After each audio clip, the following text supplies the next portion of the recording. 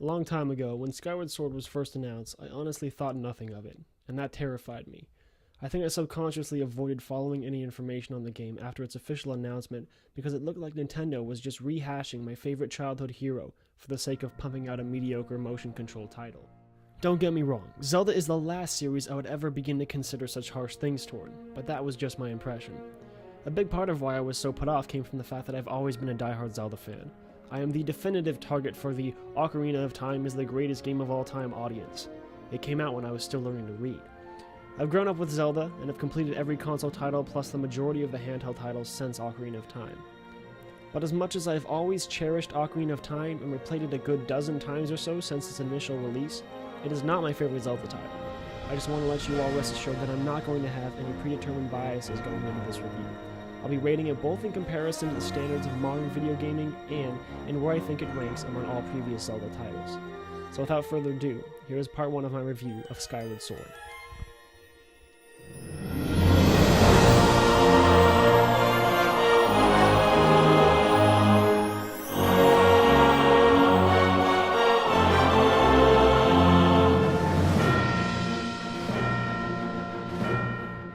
Going into this game, there was one pretty big negative that stuck out to me and bugged me for the first couple hours of gameplay.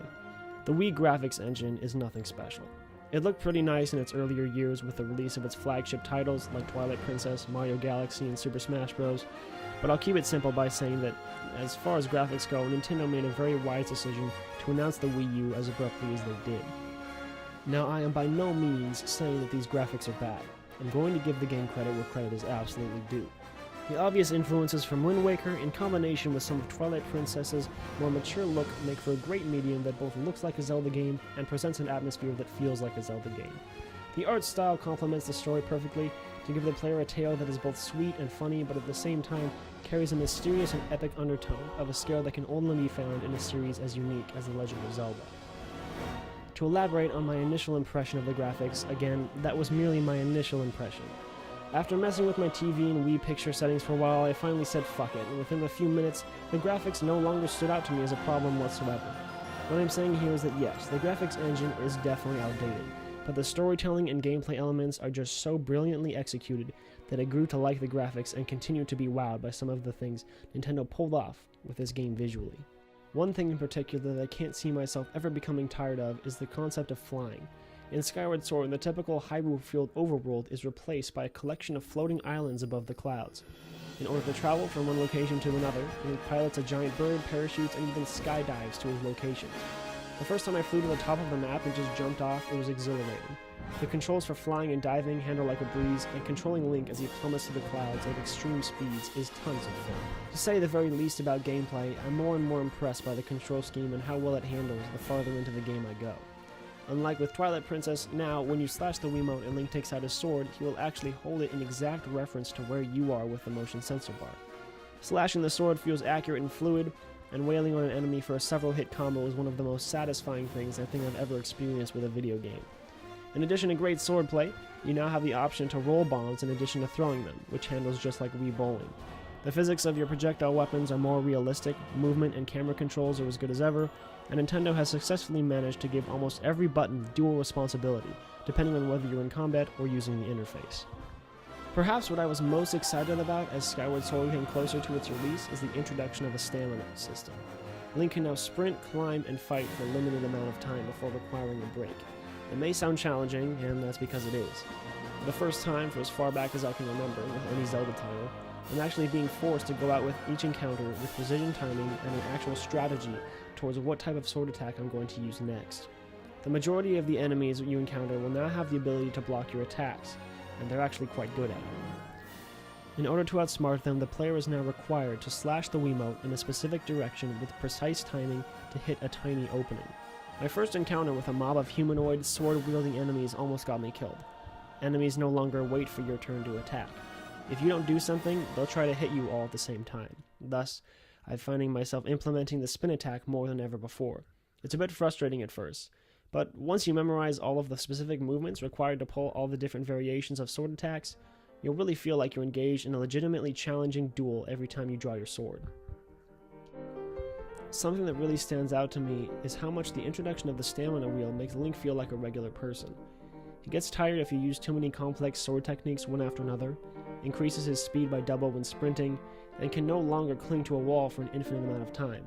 If you find yourself in combat with a completely drained stamina wheel, Link actually drops his guard and is stunned for a few seconds. Again, this can be frustrating, but once you get the handle of it, it simply adds to the experience that is Skyward Sword. Gone are the days of pressing B as fast as you can, and then holding down the left bumper for a few seconds just to repeat the process mindlessly.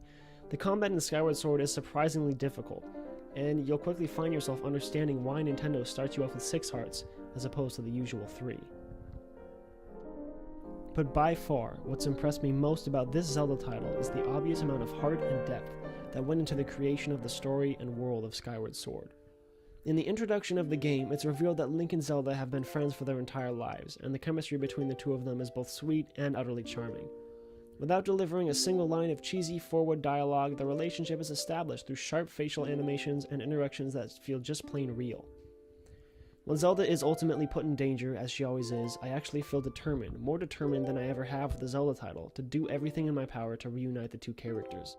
Nintendo has done an outstanding job of really fleshing out Link and Zelda this time, to the point where they feel like real, believable people. What's more, Skyward Sword is the earliest game in the Zelda timeline. I'm only 11 hours in, but it's becoming pretty clear that this game could very well end up being the origin story for everything we know and see repeated in every Zelda game. The Master Sword's formation, the founding of Hyrule, the discovery of the Triforce.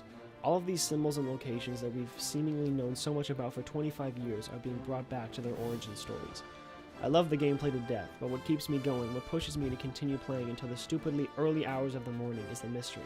How is this all going to tie together by the end of the game? And of course, it wouldn't be a Zelda game without a unique cast of characters and creatures, and a string of genuinely challenging dungeons and brilliantly thought out boss battles. It's all here. My initial reaction to the first trailer for Skyward Sword years ago was, to put it bluntly, stupid. This is Zelda, the Queen RPG that has been going strong for 2.5 decades now, and shows no sign of slowing down.